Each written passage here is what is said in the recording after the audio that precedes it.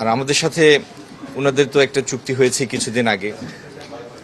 এছাড়াও বাংলাদেশ এবং মার্কিন যুক্তরাষ্ট্রের একটা বড় বাণিজ্যিক অংশীদারিত্ব আছে।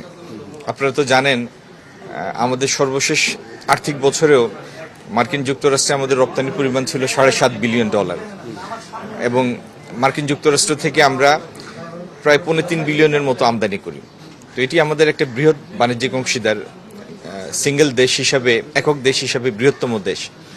তো সেই দেশের সাথে আমাদের অর্থনৈতিক সম্পর্ক, বাণিজ্যিক সম্পর্ক, আগামী দিনে বিনিয়োগের সম্পর্ক, আমাদের এখানকার ডিজিটাল ইনফ্রাস্ট্রাকচার ডেভেলপ করার জন্য তাদের সহযোগিতার বিষয়, এরকম অনেক গুরুত্বপূর্ণ বিষয় জড়িয়ে আছে দুই দেশের মধ্যে।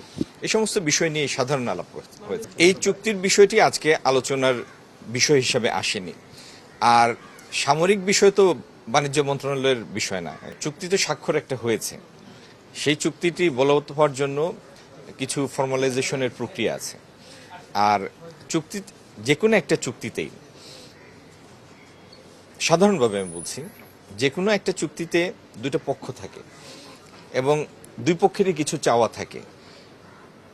কয়েকটি ধারা এক পক্ষের খুব অনুকূলে হয়, আরও কয়েকটি ধারা আরেক পক্ষের খুব অনুকূলে হয়, এবং দুই পক্ষই চেষ্টা করে আলাপ আলোচনার মধ্যে দিয়ে এমন একটি জায়গায় পৌঁছাতে যেখানে উভয়ের জন্য একটা উইন উইন সিচুয়েশন হয়। এই চুক্তির মধ্যে অনেক ধারা আছে যেগুলির উপরে আমরা বাণিজ্যিক সম্পর্কটাকে আগামী দিনে জোরদার করতে পারব।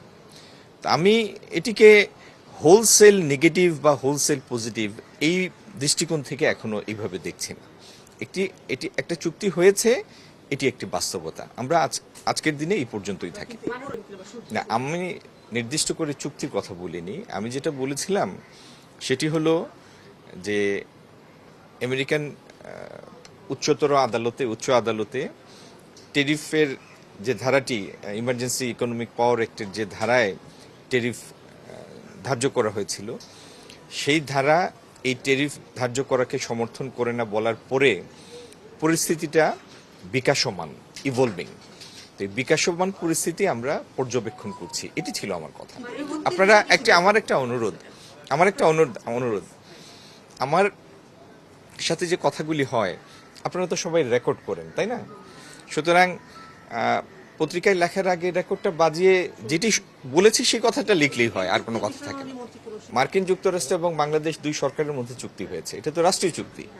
সুতরাং এই চুক্তিতে যদি আপনারা কোনো কিছু দেখেন, খারাপ দেখেন, সেটা আমাদের কাছে উত্থাপন করবেন। আমরাও দেখছি, আমাদের কাছে এখন পর্যন্ত সেরকম কিছু প্রতীয়মান হয় নাই। আর আরেকটা জিনিস আমি বলি, কোনো চুক্তি এন্ড অফ লাইফ না, জীবনের সর্বশেষ কিছু না। প্রত্যেকটা চুক্তিতে সেলফ কেয়ারিং এর জন্য তার নিজস্ব কিছু ধারা থাকে, এবং সেখানে তো এরকম যদি কোনোদিন আমাদের কাছে কিছু প্রতীয়মান হয় যে এই ধারাটার সংযোজন, বিয়োজন, পরিবর্তন দরকার, সেখানে ফার্দার নেগোসিয়েশনের স্কোপ তো সবসময় রয়েছে।